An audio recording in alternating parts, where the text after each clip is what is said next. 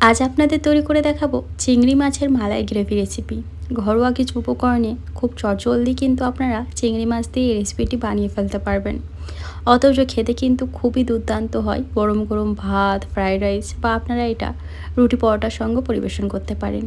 তো এখানে আমি 500 গ্রাম চিংড়ি মাছ নিয়েছি, ভালো করে পরিষ্কার করে নিয়েছি।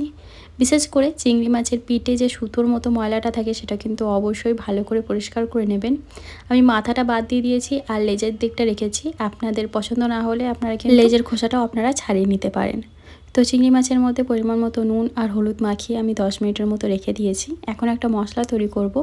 তার জন্য মিক্সিং জারে দিলাম মিডিয়াম সাইজের 2টো পেঁয়াজ, 4 কোয়া রসুন, 4টে কাঁচা লঙ্কা আর দিচ্ছি একটা মিডিয়াম সাইজের টমেটো। এর মধ্যে কিন্তু আমি আদার ব্যবহার করছি না। তো জল দিয়ে ভালো করে মশলাটা বেটে রাখবো।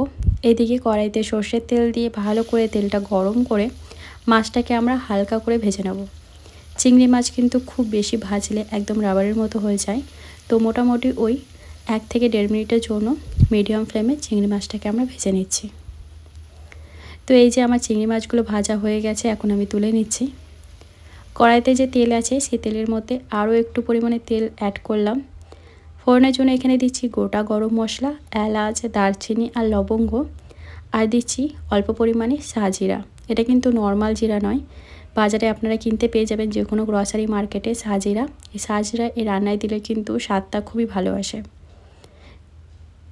ফোড়নটাকে কয়েক সেকেন্ডের জন্য একটুখানি নাড়াচাড়া করে এর মধ্যে এখন আমি প্রথমে যে মশলাটা করে রেখেছিলাম সেটা দিয়ে দিলাম।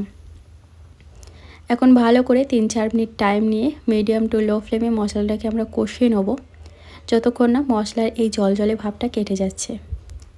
তো এই যে মোটামুটি 4-5 মিনিটের মতো মশলাটাকে ভালো করে কষিয়ে নিয়েছি। এখন এর মধ্যে কিছু গুঁড়ো মশলা অ্যাড করব। তো প্রথমেই দিয়ে দিচ্ছি 1/2 টেবিল স্পুন হলুদ গুঁড়ো, 1/2 টেবিল স্পুন লঙ্কার গুঁড়ো আর 1/2 টেবিল স্পুন জিরের গুঁড়ো।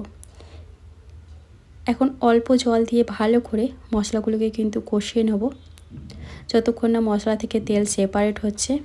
আর এখন মশলাটাকে কষাতে কষাতে যদি আমাদের জলের প্রয়োজন হয়, আমরা কিন্তু এখানে জল ব্যবহার করব না।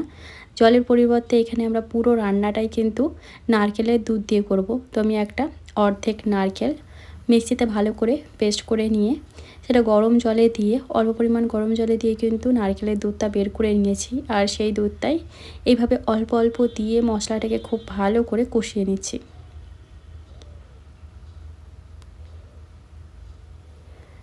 এখন পরিমাণ মতো লবণ আর 1/2 টেবিল স্পুন চিনি অ্যাড করলাম। আর ওই যে অল্প অল্প করে নারকেলের দুধ দিয়ে ভালো করে কষিয়ে নিচ্ছি। বাজারে কিন্তু কেনা নারকেলের দুধও পাওয়া যায়, আপনারা চাইলে সেটাও ব্যবহার করতে পারেন। বা যদি নারকেলের দুধ না থাকে তাহলে কিন্তু নর্মাল দুধও আপনারা ব্যবহার করতে পারেন। তো ঢাকা চাপা দিয়ে মিডিয়াম ফ্লেমে ভালো করে মশলাগুলোকে আমি কষিয়ে নিয়েছি। দেখতেই পাচ্ছেন মশলা থেকে কিন্তু তেল সেপারেট হতে শুরু করেছে। এখন এর মধ্যে দিয়ে দেবো আগে থেকে ভেজে রাখা চিংড়ি মাছটা। চিংড়ি মাছ অ্যাড করার পর আরও 4-5 মিনিট ভালো করে মশলার সাথে কষিয়ে নিতে হবে। আর প্রয়োজন পড়লে কিন্তু এখানে অল্প অল্প নারকেলের দুধ অ্যাড করতে হবে। এখানে আমি একটা বাটির মধ্যে অল্প পরিমাণে নারকেলের দুধ নিয়েছি।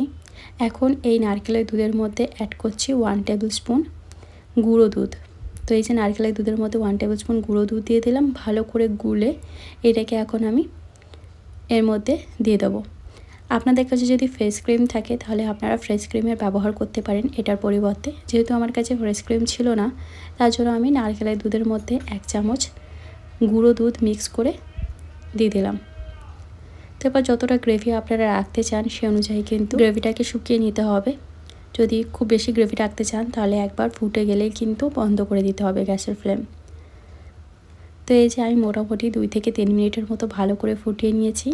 শেষে ফ্লেভারের জন্য দিলাম 2টো চেরা কাঁচা লঙ্কা আর অল্প পরিমাণে গরম মশলা গুঁড়ো। ভালো করে সব কিছু মিশিয়ে নিয়ে গ্যাসের ফ্লেম অফ করে ঢাকা চাপা দিয়ে 5 মিনিট স্ট্যান্ডিং টাইমে রেখে এটা গরম গরম আমরা সার্ভ করব।